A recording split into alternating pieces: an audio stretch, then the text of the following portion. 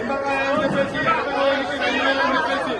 కాబట్టి అందులో మీకు తోచినంత ఉండిలో మాత్రమే వేయండి తప్ప ఎవరికి ₹1 లేదు. ఎందుకంటే అమ్మవారికే చెందుతుంది కాబట్టి ఇక్కడ ప్రైవేట్